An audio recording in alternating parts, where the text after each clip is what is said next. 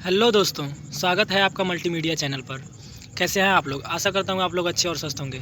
जैसा कि हम लोग पिछले दो वीडियो में पॉलिटिकल साइंस 105 कोर्स कोड 105 देखे हैं और यह उसी का पार्ट 3 है, तीसरा वीडियो है जिसमें मोस्ट इम्पॉर्टेंट क्वेश्चन डाले गए हैं और ये लास्ट वीडियो है। और ये तीनों वीडियो अगर आप पूरे अच्छी तरीके से देख लेते हैं तो आप आसानी से अच्छे से आप उस 40 क्वेश्चन को अटेंड कर पाएंगे। तो और इसके बाद हम एक लिखित का भी वीडियो बना देंगे जिसमें 6-7 क्वेश्चन देंगे और उसी में से ही आपका क्वेश्चन आएगा। तो आपको घबराने की कोई चिंता नहीं है और आप बस इस वीडियो को देख करके और उसको भी आज रात को ही मैं वीडियो बना करके उस वीडियो को भी डाल दूंगा। तो ज़्यादा समय व्यतीत न करते हुए सीधे हम अपने टॉपिक पर आते हैं। तो आइए देखते हैं आज का। तो आज का पहला क्वेश्चन है, संसदीय शासन में सरकार का प्रमुख कौन होता है? ये जितने सारे क्वेश्चन अब आ रहे हैं ये मोस्ट इंपॉर्टेंट क्वेश्चन है। ये पिछले दो वीडियो की अपेक्षा ये ज़्यादा इंपॉर्टेंट क्वेश्चन है, तो आप यह तीसरे वीडियो को बहुत ध्यान से देखिएगा। तो ये पहला क्वेश्चन कह रहा है, संसदीय शासन में सरकार का प्रमुख कौन होता है? तो कौन होता है? प्रधानमंत्री। कौन होता है? प्रधानमंत्री संसदीय शासन में सरकार का प्रमुख होता है। ठीक है। अगला हमारा दूसरा क्वेश्चन है, पार्लियामेंट किस फ्रांसीसी शब्द से बना है? दूसरा क्वेश्चन कह रहा है, पार्लियामेंट किस फ्रांसीसी शब्द से बना है? तो पार्लर शब्द से बना है। किस शब्द से बना है? पार्लर शब्द से बना है पार्लियामेंट। अगला हमारा क्वेश्चन है तीसरा, दुनिया की सबसे पुरानी संसद किसे माना जाता है? आपको बताना है कि दुनिया की सबसे पुरानी संसद किसे माना जाता है? तो ब्रिटेन को। ये क्वेश्चन बहुत इंपॉर्टेंट क्वेश्चन है, याद रखिएगा क्योंकि ये सारे क्वेश्चन बहुत इंपॉर्टेंट है। दुनिया का सबसे पुरानी संसद किसे माना जाता है? तो ब्रिटेन को। अगला हमारा चौथा क्वेश्चन है, नाम मात्रा एवं वास्तविक कार्यपालिका का भेद किस सरकार में होता है? तो किस सरकार में होता है? तो वह संसदात्मक। किस सरकार में होता है? संसदात्मक सरकार में नाम मात्रा एवं वास्तविक कार्यपालिका का भेद होता है। अगला हमारा क्वेश्चन है पाँचवा, भारत में किस प्रकार की शासन व्यवस्था पाई जाती है? भारत में किस प्रकार की शासन व्यवस्था पाई जाती है? तो संसदीय शासन व्यवस्था पाई जाती है। अगला हमारा छठवां क्वेश्चन है, अवरोध एवं संतुलन पर आधारित शासन व्यवस्था कहलाता है? अवरोध एवं संतुलन पर आधारित शासन व्यवस्था कहलाता है अध्यात्मक। क्या कहलाता है? अध्यक्षात्मक कहलाता है। ठीक है। अगला हमारा सातवां क्वेश्चन है, किस शासन व्यवस्था में कार्यपालिका व्यवस्थापिका के प्रति उत्तरदायी नहीं होती है? किस शासन व्यवस्था में कार्यपालिका व्यवस्थापिका के प्रति उत्तरदायी नहीं होती है? तो अध्यक्षात्मक। ठीक है। अगला हमारा क्वेश्चन है आठवां क्वेश्चन है, अध्यक्षीय शासन में शक्तियों का उपभोग किसके द्वारा किया जाता है? अध्यक्षीय शासन में शक्तियों का उपभोग किसके द्वारा किया जाता है? तो राष्ट्रपति द्वारा। याद रखिएगा आप लोग क्वेश्चन इसको कि अध्यक्षीय शासन में शक्तियों का उपभोग किसके द्वारा किया जाता है? तो राष्ट्रपति द्वारा। किस शासन व्यवस्था को संकट काल के लिए उपयुक्त माना जाता है? किस शासन व्यवस्था को संकट काल के लिए उपयुक्त माना जाता है? तो अध्यक्षात्मक। किसे? अध्यक्षात्मक को संकट काल के लिए उपयुक्त माना जाता है। अगला हमारा 10वां क्वेश्चन है, द स्पिरिट ऑफ लॉ, जो कानूनों की आत्मा है, किसने लिखी है? किसने लिखी है? तो मॉन्टेस्क्यू ने। किसने लिखा है? मॉन्टेस्क्यू ने लिखा है कानूनों की आत्मा। कानूनों की आत्मा इसे इंग्लिश में कहते हैं द स्पिरिट ऑफ लॉ। 11वां क्वेश्चन है, संघीय प्रणाली वाले देश किस प्रकार की नागरिकता प्रदान करते हैं? संघीय प्रणाली वाले देश किस प्रकार की नागरिकता प्रदान करते हैं? तो दोहरी नागरिकता। याद रखिएगा, मोस्ट इंपॉर्टेंट क्वेश्चन है, संघीय प्रणाली वाले देश किस प्रकार की नागरिकता प्रदान करते हैं? तो दोहरी नागरिकता प्रदान करते हैं। ये 12वां क्वेश्चन है, फेडरलिज्म शब्द लैटिन भाषा के किस शब्द से बना है? तो किस शब्द से बना है? तो फेडस शब्द से। फोडस शब्द से आपका बना है। अगला हमारा 13वां क्वेश्चन है, संघ राज्यों का एक ऐसा समुदाय होता है जो एक नवीन राज्य की सृष्टि करता है। किसकी परिभाषा है? तो किसकी परिभाषा है? हैमिल्टन की। किसकी परिभाषा है? हैमिल्टन की परिभाषा है। अगला हमारा क्वेश्चन है, शक्तियों का विकेंद्रीकरण किस शासन व्यवस्था का लक्षण है? शक्तियों का विकेंद्रीकरण किस शासन व्यवस्था का लक्षण है? तो संधात्मक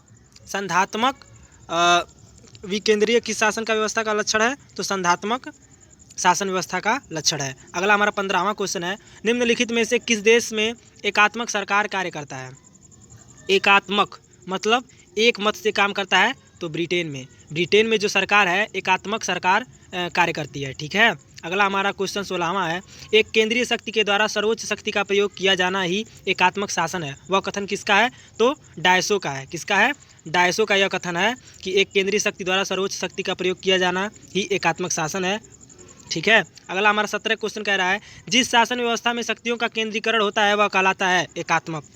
बात सही है कि जिस शासन व्यवस्था में एक केंद्रीकरण होता है वह कहलाता है क्या? एकात्मक शासन व्यवस्था कहलाता है। 18 क्वेश्चन कह रहा है, एकात्मक शासन प्रणाली द्वारा संचालित राज्य है। एकात्मक शासन प्रणाली द्वारा संचालित राज्य है कौन सा है? France, Belgium, Japan. कौन है? France, Belgium, Japan. अगला हमारा क्वेश्चन 19 है, आधुनिक प्रजातांत्रिक देशों में राजनीतिक दलों को क्या कहा जाता है? तो आधुनिक प्रजातांत्रिक देशों में राजनीतिक दलों को क्या कहा जाता है? तो उसको कहा जाता है चतुर्थ स्तंभ। क्या कहा जाता है? चतुर्थ स्तंभ। अगला हमारा 20वां क्वेश्चन कह रहा है, किस देश में द्विदशीय व्यवस्था पाई जाती है? तो किस देश में द्विदशीय व्यवस्था पाई जाती है? तो अमेरिका में द्विदशीय व्यवस्था पाई जाती है। याद रखिएगा दोस्तों, किस देश में द्विदशीय व्यवस्था पाई जाती है? द्विदलीय व्यवस्था, सॉरी द्विदशीय नहीं है, द्विदलीय व्यवस्था पाई जाती है तो अमेरिका में। ठीक है। अगला हमारा 21 क्वेश्चन कह रहा है, राजनीतिक दलों को तृतीय सदन किसने कहा? राजनीतिक दलों को तृतीय सदन किसने कहा? तो किसने कहा था? फाइनर ने। किसने कहा था? फाइनर ने कहा था कि राजनीतिक दलों को तृतीय सदन कहा था। 22वां क्वेश्चन कह रहा है, आधुनिक युग में राजनीतिक दल का उदय किस देश में हुआ? आधुनिक युग में राजनीतिक दल का उदय किस देश में हुआ? तो ब्रिटेन में हुआ। किस देश में हुआ था? तो ब्रिटेन में हुआ था। अगला हमारा 23 क्वेश्चन है, राउंड हेस्ट एवं केवलियर किस राज्य के दल हैं? किस राज्य के दल हैं? तो ब्रिटेन राज्य के दल हैं। अगला हमारा क्वेश्चन 24वां है, वर्तमान समय में अमेरिका के 2 दल हैं। तो वर्तमान समय में अमेरिका के 2 दल कौन हैं? Democratic Republican. अगला हमारा 25 क्वेश्चन कह रहा है, पॉलिटिक पार्टीज पुस्तक के लेखक हैं। पॉलिटिक पार्टीज पुस्तक के लेखक हैं एलन बाल। अगला हमारा क्वेश्चन है, राजनीतिक दल की परिभाषा सर्वप्रथम दी गई। राजनीतिक दल की परिभाषा सर्वप्रथम दी गई थी बर्क द्वारा। किसके द्वारा दी गई थी? बर्क के द्वारा राजनीतिक दल की परिभाषा सर्वप्रथम दी गई थी। अगला हमारा अब क्वेश्चन है 27, राजनीतिक दल अपरिहार्य है, कोई भी स्वतंत्र देश उसके बिना नहीं रह सकता। यह कथन किसका है? तो ब्राइस का है। किसका कथन है? ब्राइस का यह कथन है कि राजनीतिक दल अपरिहार्य है, कोई भी स्वतंत्र देश उसके बिना नहीं रह सकता। यह कथन किसका है? ब्राइस का। अगला हमारा क्वेश्चन है, निम्न में से किसमें दल भाग नहीं लेते हैं? निम्न में किसमें दल भाग नहीं लेते हैं? तो दल किसमें भाग नहीं लेते हैं? प्रदत्त विधि निर्माण में भाग नहीं लेते हैं। अगला हमारा 29 क्वेश्चन है, किसने दबाव समूह को एक अज्ञात साम्राज्य जैसा कहा? तो किसने दबाव समूह को एक अज्ञात साम्राज्य जैसे कहा? तो फाइनर ने। मोस्ट इंपॉर्टेंट क्वेश्चन है दोस्तों ये, क्योंकि ये लिखित परीक्षा में आने की भी बहुत संभावना है। किस दबाव समूह एक क्वेश्चन है ये, मैं आपको बताऊंगा वीडियो में। ये क्वेश्चन मोस्ट इंपॉर्टेंट क्वेश्चन है, ये अधिक चांसेस हैं परीक्षा में आने के लिए।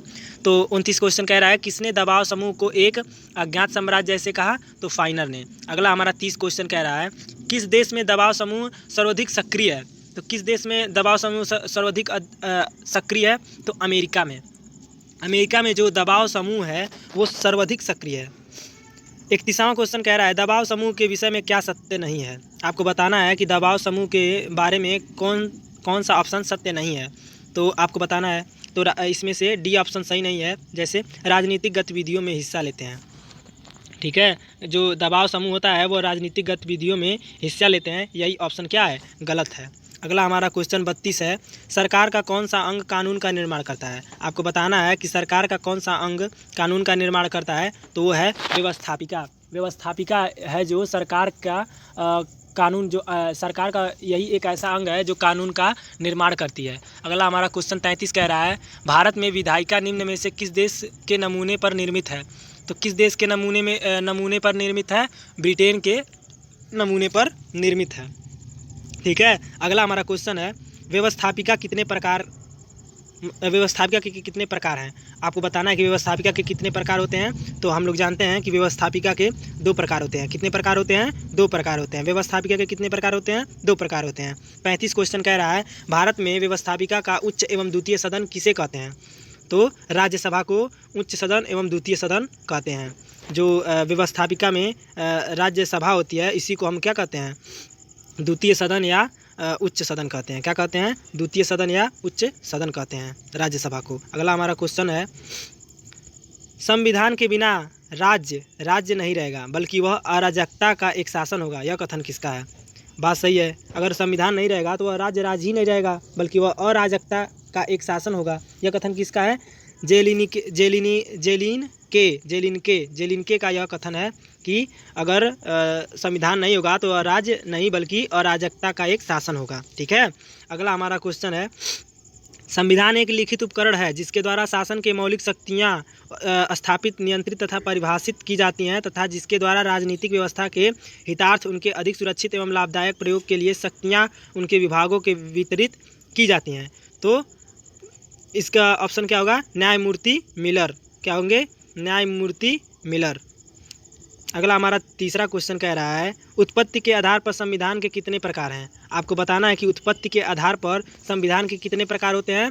तो कितने प्रकार हैं? तो लिखित, अलिखित, दो ही प्रकार ही होते हैं संविधान के। एक तो लिखित होता है और एक अलिखित होता है। दोस्तों याद रखिएगा कि उत्पत्ति के आधार पर संविधान के कितने प्रकार होते हैं। तो दो प्रकार होते हैं, लिखित और अलिखित। चौथा क्वेश्चन कह रहा है, संविधान बनाया नहीं जाता, उसका विकास होता है का समर्थन किसने किया? अब ये एक बात कही गई है कि संविधान बनाया नहीं जाता, उसका विकास होता है। इस बात का समर्थन कौन करते हैं? तो हेनरी मैन करते हैं। कौन करते हैं?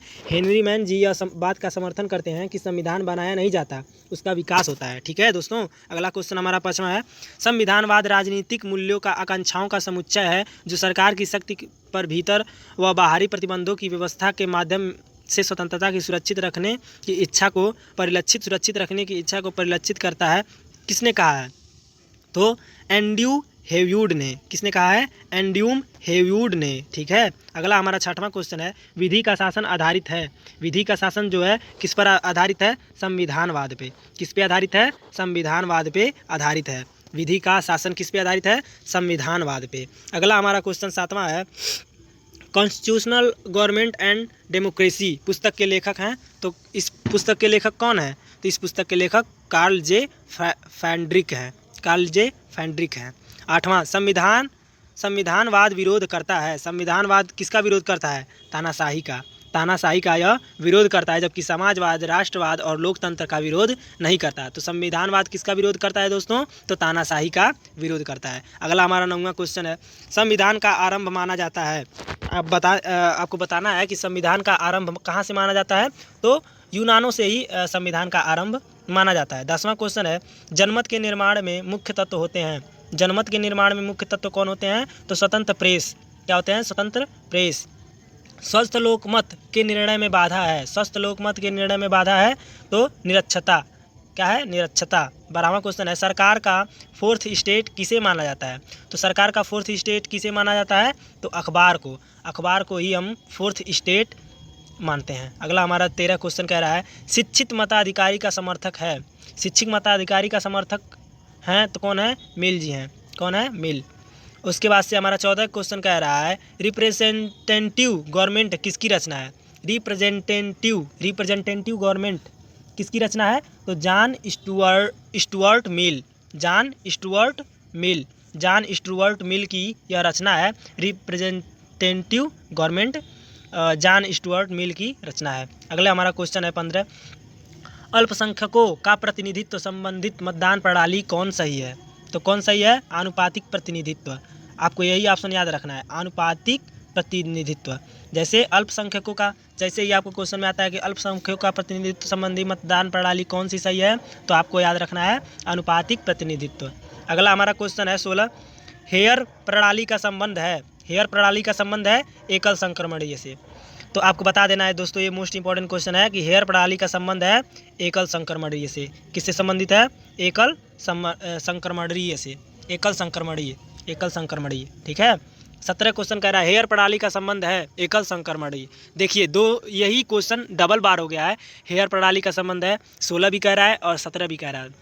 तो मोस्ट इंपॉर्टेंट क्वेश्चन है दोस्तों, एकल संक्रमणीय द्वारा होता है। अगला हमारा क्वेश्चन है 18, अनुपातिक प्रतिनिधित्व के दो योजनाएं कौन है? हेयर सूची और हेयर सूची प्रणाली। क्या है? हेयर सूची प्रणाली। अगला हमारा क्वेश्चन है, सूची प्रणाली को संशोधित किया।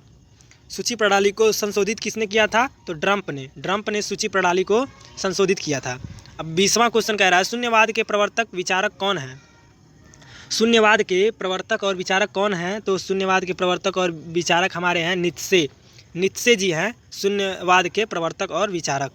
महाआख्यान से तात्पर्य है, महाआख्यान से तात्पर्य क्या है? किसी विचार को सार्वभौम बताना। क्या है? किसी विचार को सार्वभौम बताना ही महाआख्यान का तात्पर्य है। अगला हमारा 22वां क्वेश्चन है विखंडनवाद के प्रवर्तक कौन है? आपको बताना है दोस्तों विखंडनवाद के प्रवर्तक कौन है? तो देरिद्रा। कौन है? देरिद्रा ही अखंडनवाद के प्रवर्तक हैं। अगला हमारा क्वेश्चन 23 कह रहा है ए स्टडी ऑफ हिस्ट्री किसकी पुस्तक है? आपको बताना है ए स्टडी ऑफ हिस्ट्री इतिहास का अध्ययन, एक इतिहास का अध्ययन ये किसकी मतलब पुस्तक है? तो आपको बताना है दोस्तों डायनवी। किसका है? टाइनवी का यह पुस्तक है। अगला हमारा 24 क्वेश्चन है टाइनवी ने 1918 में 1939 तक के काल को क्या नाम दिया? तो क्या नाम दिया था? उत्तर आधुनिकतावाद। क्या नाम दिया था? उत्तर आधुनिकतावाद नाम दिया था। तो ये थे हमारे कुछ पॉलिटिकल साइंस 105 के मोस्ट इम्पॉर्टेंट क्वेश्चन, और ये मोस्ट इम्पॉर्टेंट क्वेश्चन थे क्योंकि यह संविधान से रिलेटेड थे और 105 के मोस्ट इम्पॉर्टेंट क्वेश्चन थे। तो अभी हम आप लोगों को आज रात को ही लिखित जो पेपर है उसका हम कुछ क्वेश्चन आपको इम्पॉर्टेंट क्वेश्चन दे देंगे जो आप सुबह देख लेंगे, और वो मोस्ट इम्पॉर्टेंट क्वेश्चन होंगे। और मैं आपको बता दूं कि उन्हीं क्वेश्चनों में से ही आपका वो क्वेश्चन आएगा। 5-6 क्वेश्चन दूंगा, उसी 5-6 क्वेश्चन में ही आपका वो क्वेश्चन फंस जाएगा। ठीक है, तो हमारे इस चैनल को लाइक, सब्सक्राइब और शेयर करें, और बाकी दोस्तों में भी शेयर करें ताकि वो भी लोग इस वीडियो का लाभ उठा सकें। और इस वीडियो को देखने के लिए धन्यवाद। जय हिंद, जय भारत।